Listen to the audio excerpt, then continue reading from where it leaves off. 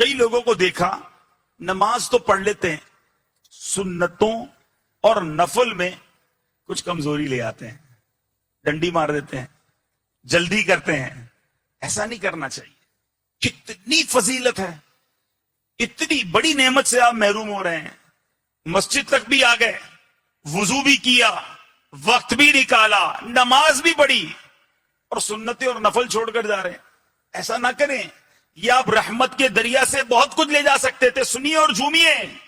فرض نماز کی تو کیا ہی شان ہے. ارے جو فرض کے ساتھ سنتیں اور نوافل ہیں، ذرا ان کے فضائل بھی سنتے جائیے. اور آج معراج کا تحفہ جو نماز ہمیں ادا ہوئی ہے، اس کے مزید فضائل سن کر اپنے دل میں یہ نیت مضبوط کرتے جائیے کہ ہم نے پابندی کے ساتھ نماز کو ادا کرنا ہے.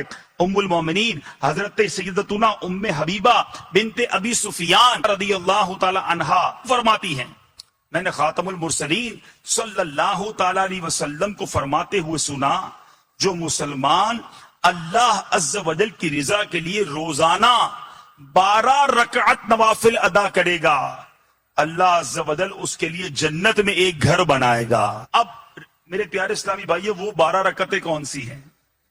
4 رکعتیں ظہر سے پہلے، 2 رکعتیں ظہر کے بعد، یہ جو سنتیں ہیں ان کا ذکر ہو رہا ہے، اور 2 رکعتیں مغرب کے بعد، 2 رکعتیں عشاء کے بعد، اور 2 رکعتیں فجر سے پہلے. یہ جو پورے دن میں سنتیں ہیں، ٹھیک ہے، وہ اگر کوئی پابندی سے ادا کر لے تو یہ 12 رکعتوں والی فضیلت، جنت میں گھر ملنے والی فضیلت اسے حاصل ہو جائے گی. اب ظہر کی سنتیں کس قدر مبارک ہیں، ذرا غور سے سنیے. ام المومنین سیدتنا عائشہ صدیقہ رضی اللہ تعالی عنہا روایت فرماتی ہیں، مسلم شریف کی حدیث ہے، نور کے پیکر تمام نبیوں کے سرور صلی اللہ تعالی علیہ وسلم نے فرمایا، فجر کی 2 رکعتیں دنیا اور جو کچھ اس دنیا میں ہے سب سے بہتر ہے. اور ایک روایت میں ہے کہ یہ 2 رکعتیں مجھے ساری دنیا سے زیادہ محبوب ہیں. فجر سے پہلے والی یہ 2 سنتیں ہیں، اس کی فضیلت بھی آپ نے سنی. اب فجر سے آتے ہیں ظہر کی طرف. سیدتنا ام حبیبہ رضی اللہ تعالی عنہا فرماتی ہیں، میں نے سرکار والا تبار، ہم بے کسوں کے مددگار، شفیع روز شمار، 2 عالم کے مالک و مختار، حبیب پروردگار صلی اللہ تعالی علیہ وسلم کو فرماتے ہوئے سنا، جو شخص پابندی کے ساتھ ظہر سے پہلے اور بعد میں 4 رکعتیں ادا کرے گا. ظہر سے پہلے کی 4 سنتیں، پھر 2 سنتیں اور 2 نفل. ٹھیک ہے، شارٹ والی نماز کچھ لوگوں نے بنا لی ہے. کسی سے پوچھو، بچوں کو بھی یہی یاد ہوتا ہے، بیٹا ظہر میں کتنی رکعتیں؟ 4 4 2.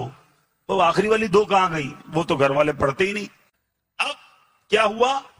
فرمایا جو شخص پابندی کے ساتھ ظہر سے پہلے اور بعد میں 4 رکعتیں ادا کرے گا، اللہ عز و جل اس پر جہنم کو حرام فرما دے گا. جبکہ ایک روایت میں ہے کہ اس کے چہرے کو جہنم کی آگ کبھی نہ چھو سکے گی. یہ ظہر کی پہلے 4 رکعتیں اور بعد کی 4 رکعتوں کی فضیلت سنیے. اب عصر سے پہلے 4 رکعتیں پڑھتے ہیں، اس کی فضیلت بھی سن لیں.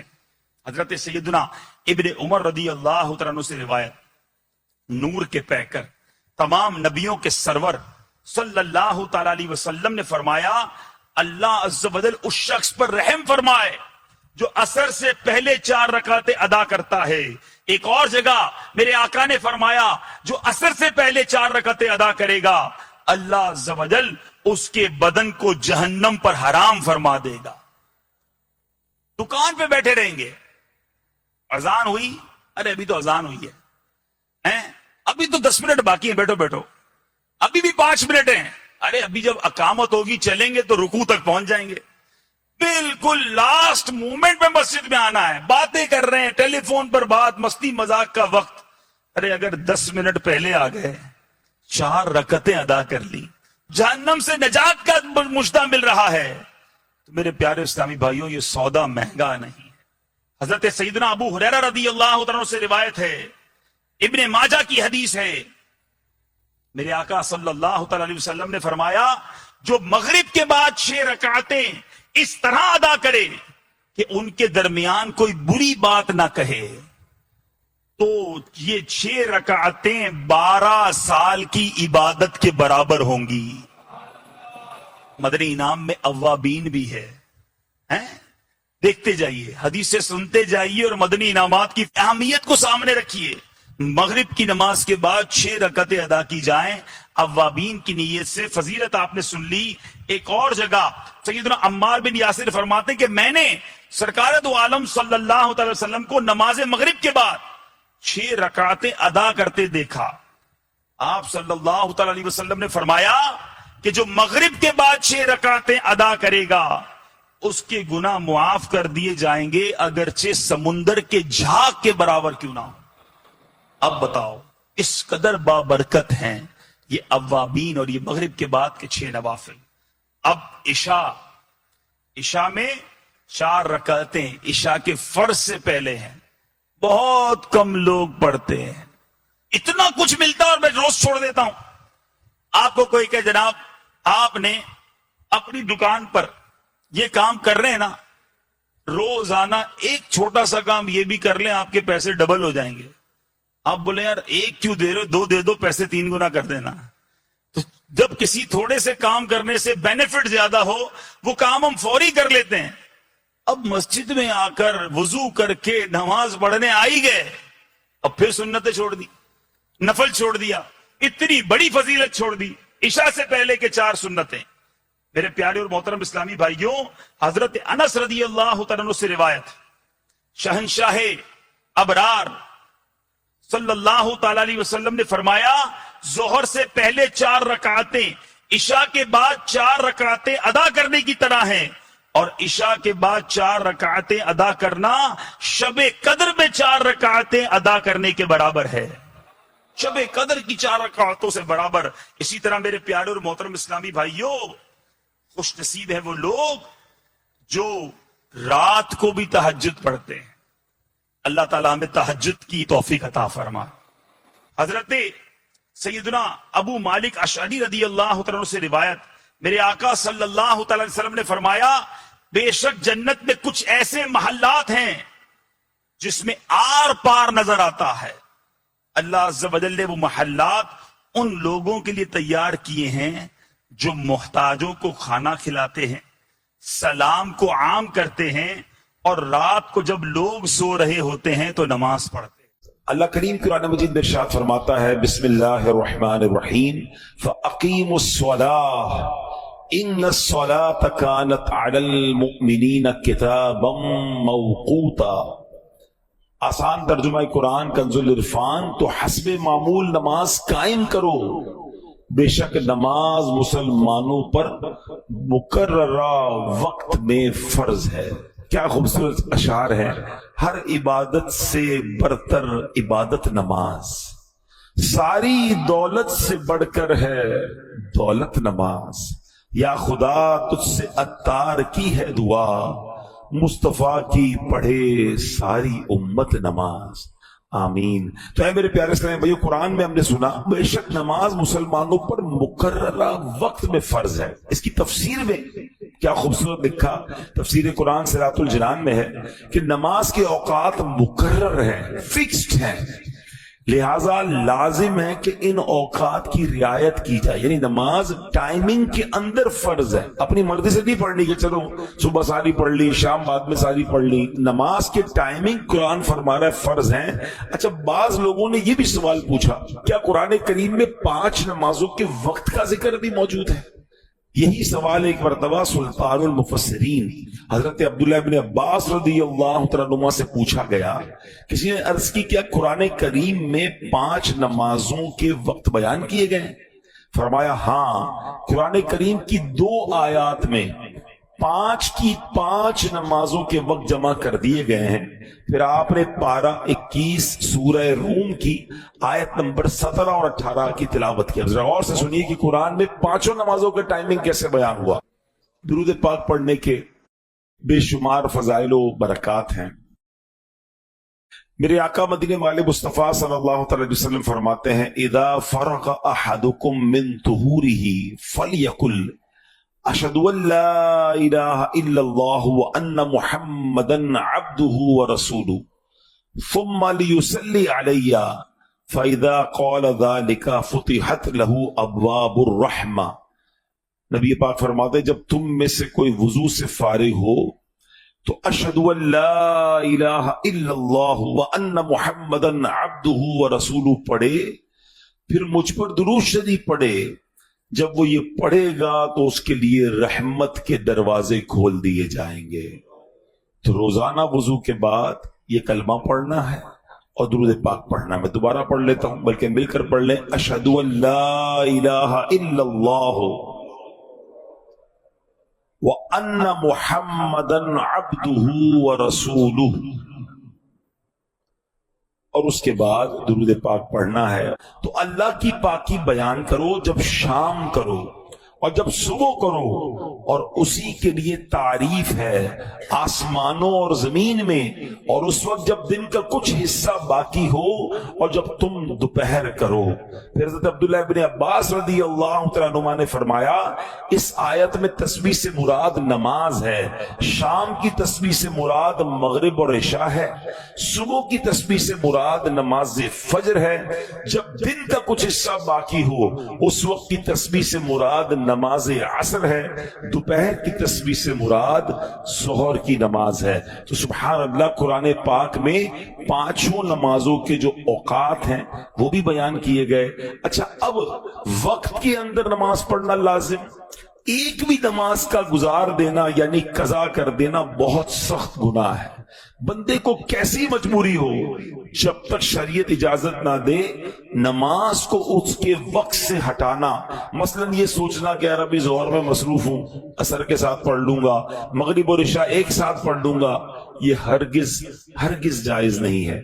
अब जरा गौर कीजिएगा नमाज टाइमिंग में कितनी जरूरी है कि एक मर्तबा एक जंग का मौका है, मुसलमानों और कुफ्फार की जंग हो रही है। अच्छा, काफिरों को पता था कि मुसलमान नमाज के बड़े पाबंद हैं, असर की नमाज का वक्त होने वाला था। उन्होंने प्लान किया कि जब ये असर पड़ेंगे ना हम उसी वक्त अटैक कर देंगे इन पर। अब ये उनका प्लान था। अल्लाह करीम ने हजरत जिब्रील अलैहिस्सलाम को भेजा और सुभान अल्लाह, अल्लाह ने क्या खूबसूरत तरीका इरशाद फरमाया। कुरान में 5वें सिपारे की आयत नाजिल हुई, उसमें अल्लाह पाक ने नमाज खौफ का तरीका इरशाद फरमाया, ताकि जब ऐसा मामला आ जाए कि तुम दो ग्रोह में बट जाओ और एक ग्रोह जमात में शामिल हो, इमाम के साथ एक रकात पढ़े, फिर जो दूसरा ग्रुप है दुश्मन के मुकाबले में रहे, फिर पहला ग्रोह दुश्मन के मुकाबले में आ जाए, दूसरा इमाम के साथ जमात में शामिल हो। ये एक पूरा तरीका है जो कुरान पाक में तफसील के साथ बयान किया गया। अब यहां अंदाजा लगाएं कि नमाज को वक्त के अंदर पढ़ना कितना जरूरी है। हालत जंग में भी ज़ोहर और असर या मगरिब और इशा मिलाकर पढ़ने की इजाजत नहीं दी गई। अब जरा गौर करें कितना इंपॉर्टेंट है कि दुश्मन सामने है, सफे बनी हुई है, असर का वक्त आया, ये नहीं फरमाया कि अभी लड़ाई है, जंग है, इसके बाद पढ़ लेना, नहीं, तरीका पूरा बयान हुआ कुरान में कि इमाम खड़ा हो और जनाब एक सफ बनाई जाए और एक जो ग्रोह है वो दुश्मन के मुकाबले में रहे। एक रकात अदा करने के बाद, ऐसा नहीं कि पूरी 4 रकातें, एक रकात ये अदा करें फिर ये दुश्मन के मुकाबले में जाए और वो ग्रोह आ जाए। टाइमिंग के साथ दुश्मन के मुकाबले में भी नमाज भी पढ़ने का हुक्म कुरान ने दिया और बाद जमात नमाज पढ़ने का हुक्म दिया। अब हमारा हाल क्या है, यार आज सर में दर्द है, जरा कल पढ़ लेंगे, आज घर में मसरूफियत ज्यादा है, कल पढ़ लेंगे, आज बड़ी इंपॉर्टेंट मीटिंग ऑफिस में चल रही है, बड़ा अहम कस्टमर आया हुआ है, अब्रॉड से आया हुआ है और बड़ा जनाब ऑर्डर फाइनल होना है, यार शाम को पढ़ लेंगे, नहीं जनाब आज जरा बारिश हो रही है, मौसम ठीक नहीं है, कल पढ़ लेंगे। यानी हो ये गया है कि हमें हर मसरूफियत में जो सबसे पहली चीज हम ड्रॉप करते हैं वो हम नमाज को ड्रॉप करते हैं। हालांकि किसी भी हालत में, किसी भी सिचुएशन में, यानी इससे बड़ी क्या सिचुएशन होगी कि दुश्मन सामने खड़ा है, मगर सहाबा किराम को उस वक्त भी नमाज पढ़ने का टाइम के अंदर हुक्म दिया गया। काश ये रियलाइजेशन हो जाए, सारे काम बाद में हैं, पहले नमाज। माशाल्लाह कई हमने देखा ऑफिस के बाद लिख देते नमाज का टाइम, भाई इस वक्त काम बंद है, 5, 10, 15 मिनट का ब्रेक लें, अपने एम्प्लॉइज को पढ़ाएं। मैं आपको मजे की बात बताऊं, दावत इस्लामी में ऑलमोस्ट पाकिस्तान में 42,000 एम्प्लॉइज हैं। 42,000 एम्प्लॉइज वाली कंपनी, शायद यहां पर कोई भी नहीं बैठा होगा इतनी बड़ी कंपनी का ओनर, ठीक है। लेकिन हमारा रूल ये है कि जो भी मसरूफियत है, नमाज का टाइम होगा वो काम बंद हो जाएगा, सारे लोग नमाज पढ़ेंगे। बल्कि ये रूल है कि जो बेनमाजी है वो हमारा एम्प्लॉय नहीं बन सकता। यानी हमारा रूल ये है कि जनाब जो अल्लाह का नाफरमान है वो हमारी कंपनी का फर्मा बरदार कैसे बन सकता है। आप रूल बनाए ना कि भाई मेरे ऑफिस में नमाजी बंदे ही जॉब पे रहेगा, इससे क्या फायदा होगा। 100 आदमी, 200 बंदे, 500 बंदे, जितने सब नमाजी बन जाएंगे, सबका सवाब आपको मिलेगा, आदत हो जाएगी नमाज की, और आप भी नमाज पढ़े। यानी आप जो जिस पोजीशन पर है, अगर उस पोजीशन पे नमाज के वक्त पर आप खड़े होकर नमाज पढ़ने चले जाएं, या नमाज का एहतमाम करें अपने ऑफिस में, फैक्ट्री में, घर में, बच्चों को भी ये ट्रेनिंग हो कि नमाज छोड़ने का तस्वुर ही नहीं हो। यानी सबको पता है नमाज का टाइम होगा, कोई और काम नहीं, इंशाअल्लाह। और मैं आपको सही बताऊं, आप नमाजी बने, हमारे बच्चे नमाजी बनेंगे। हम तो डेलिबरेटली अपने बच्चों को एक तरबियत दे रहे हैं, अनफॉर्चुनेटली बता नहीं रहे हैं, मगर एक ट्रेनिंग क्या दे रहे हैं कि हर जुम्मे को अब्बू नमाज के लिए जाते हैं, तो अब बच्चा भी जुम्मे को ही आएगा। मेरे आपके मरने के बाद भी जुम्मा ही पड़ेगा, क्योंकि उसने देखा अब्बू तो हर जुम्मे कोई मस्जिद जाते हैं, इसके बाद तो फिर रमजान में जाते हैं। ये पूरी ट्रेनिंग हम डेलिबरेटली दे रहे हैं अपने बच्चों को, और हमारे मरने के बाद भी जुम्मा ही पढ़ेंगे। तो आज हमने सुना कि एट एनी कॉस्ट नमाज कज़ा नहीं होगी। मुफ्ती अमजद अली आजमी साहब, जिन्होंने बड़ी कमाल की फिक्र की किताब लिखी बाहर शरीयत, आपने उसमें एक मसला लिखा कि अगर बंदा कश्ती में जा रहा है, कश्ती अल्लाह ना करे तूफान की नजर हो गई, टूट गई, एक बंदे ने तख्ता पकड़ लिया, तख्ते पे बड़ी मुश्किल से बैठ गया, अब अगर उस तख्ते पर भी नमाज का वक्त आएगा तो उस हालत में भी उस पर नमाज पढ़ना फर्ज होगी। इस सिचुएशन में भी नमाज माफ नहीं है। लेकिन हम हर छोटी सी सिचुएशन पे, छोटी सी मसरूफियत पे, छोटा सा एक्सक्यूज लेकर सबसे पहले नमाज को छोड़ देते हैं। अब नियत कर लें, वैसा नहीं करेंगे इंशाअल्लाह। साहिब बाहर शरीयत की बात हो रही थी मुफ्ती अमजद अली आजमी साहब की, तो आपकी जिंदगी का एक वाकया आपको सुनाता हूं। एक बार आप बीमार हो गए थे, बीमारी की वजह से आप बेहोश हो गए और तवील बेहोश रहे, दोपहर को बेहोश हुए, जोहर की नमाज का वक्त चला गया, असर में आप बेदार हुए। जैसे ही होश आया, पहला सवाल ये किया कि जोहर का वक्त बाकी है, तो किसी ने बताया हुजूर जोहर का तो वक्त चला गया है। आपकी आंखों से आंसू निकलना शुरू हुआ। कहा हुजूर कहीं दर्द हो रहा है, दोबारा तकलीफ हो रही है? कह रहा है इससे बड़ा दर्द क्या होगा, इससे बड़ी तकलीफ क्या होगी कि मेरी जोहर चली गई। तो उन्होंने कहा हुजूर आप तो आलिम दीन है, आपको तो मसला पता है कि बेहोशी के आलम में अगर वक्त गुजर जाए तो इस पर पकड़ नहीं है, इस पर गुनाह नहीं है, ये नमाज कज़ा हुई मगर आपके हाथ में नहीं था। आप फरमाते तो मुझे पकड़ की बात कर रहे हो, मैं तो इस बात पर अफसोस कर रहा हूं कि वक्त मुकर्ररा पर दरबार इलाही में हाजिरी से महरूम रहा। मुकर्ररा टाइम था, उस वक्त पर मैं अल्लाह की बारगाह में हाजिर नहीं हो सका, मुझे उसका अफसोस हो रहा। यानी ये वो लोग थे कि जिनके इख्तियार में नहीं था, बीमारी की वजह से बेहोशी के आलम में नमाज का वक्त चला गया, उसके बावजूद तकलीफ है। सच बताएं, कभी हमारी नमाज कज़ा हो, हमारे चेहरे पर, हमारे दिल में कोई तकलीफ तारी होती, ये भी बड़ा मसला है। नमाज चली गई, उसका अफसोस भी नहीं है, पूरा घर नाश्ते की टेबल पर जमा है, सबकी फजर कज़ा हो चुकी है, हंस हंस के बातें कर रहे, किसी को ये फिक्र नहीं है कि फजर चली गई है। किसी दिन स्कूल मिस हो जाए, है स्कूल की वैन आकर चली गई, बताओ घर में कैसी अफरा तफरी, कितना गुस्सा, कितनी नाराजगी। स्कूल छोड़ दी इसने, टाइम पे नहीं उठा, तुमने नहीं उठाया, तुम्हारी गलती है। यार एक दिन की स्कूल चली गई, इतनी टेंशन है, फजर सबकी चली गई, नो टेंशन। कैसा घर है वो, जरा सोचिए कि सुबह होती है, उस घर में कोई भी नहीं उठता फजर के लिए। यानी मॉर्निंग में ही अल्लाह को नाराज कर दिया, यानी स्टार्ट ऑफ द डे अल्लाह को नाराज करके हम उठ रहे हैं सारे। यार इब्तिदा ऐसी तो हो कि सारे घर वाले उठे। अच्छा, इसी घर में अलार्म रखे हुए हैं, कोई ब्रेकफास्ट के लिए रख रहा है, कोई स्कूल के लिए रख रहा है, कोई ऑफिस के लिए रख रहा है, फजर के लिए क्यों नहीं रख रहे? तो इंशाअल्लाह नियत करें कि पाबंदी से हम नमाज पढ़ेंगे। एक बड़ी कमाल की बात, उलमा कहते हैं जिस तरह खाने का वक्त मुकर्रर है ना, کہ اگر بندہ اس ٹائم ٹیبل کے علاوہ کھائے تو طبیعت خراب ہو جاتی ہے. بندہ کہتا ہے تمہارے کھانے کا ٹائم سیٹ نہیں. ڈاکٹر بھی کہتے ہیں بھائی ٹائم پہ کھایا کرو, کیونکہ ٹائم پر کھانا آپ کے لیے, آپ کی باڈی کے لیے ضروری ہے, ورنہ اس کے بعد آپ کی ٹائمنگ آؤٹ ہوگی تو ہاضمہ خراب ہو جائے. بالکل اسی طرح دل کی غذا کے یہ 5 ٹائمنگ ہے. ذرا سمجھیے اس کو, یہ روحانیت کے دروازے کھلتے ہیں اس وقت. اگر آپ وقت مقررہ پر نماز پڑھتے ہیں نا تو آپ کے دل کو روحانیت کی پراپر غذا ملتی ہے. ٹائم سے ہٹا کر دل کی غذا کھائیں گے تو وہ معرفت کے دروازے نہیں کھولیں گے. اچھا یہ تو ان کے لیے ہے کہ جو نمازیں ٹائم گزار کر پڑھتے ہیں, جو پڑھتے ہی نہیں ہیں, قضائی کر دیتے ہیں, ان کے بارے میں کیا ہوگا؟ تو ہے میرے پیارے اسلامی بھائیوں, کاش ہمیں یہ بات سمجھ آ جائے. اب جناب جو نماز کا ٹائم گزار کر نماز پڑھتے ہیں, قرآن اس کے بارے میں کیا فرماتا ہے؟ قرآن فرماتا ہے فَخَلَفَ مِن بَعْدِهِمْ خَلْفٌ أَضَاعُوا الصَّلَاةَ, تو ان کے بعد وہ نالائق لوگ ان کی جگہ آئے جنہوں نے نمازوں کو ضائع کیا. صحابی رسول حضرت عبداللہ بن مسعود رضی اللہ تعالیٰ عنہ اس آیت کی تفسیر میں فرماتے ہیں اس کا معنی یہ نہیں کہ وہ لوگ سرے سے نماز نہیں پڑھتے تھے, بلکہ معنی یہ ہے کہ وہ لوگ نماز کا وقت گزار کر نماز پڑھتے تھے. دیر سے نماز پڑھنے والوں کے بارے میں قرآن یہ کہہ رہا ہے جو سرے سے نماز نہیں پڑھتے ان کا کیا حال ہوگا. نبی پاک علیہ السلام فرماتے ہیں جس نے جان بوجھ کر نماز چھوڑی اس سے اللہ پاک اور اس کے رسول کا ذمہ بری ہو گیا. اعلیٰ حضرت امام اہل سنت لکھتے ہیں جس نے جان بوجھ کر ایک وقت کی نماز چھوڑی ہزاروں سال جہنم میں رہنے کا حقدار ہوا جب تک توبہ نہ کرے اور اس کی قضا نہ کر لے. تو اے میرے پیارے اسلامی بھائیو, ہم نہیں سہ سکتے جہنم کا عذاب. ہمیں اللہ کی محبت میں, اس کی اطاعت میں 5 نمازیں پابندی سے پڑھنی ہے.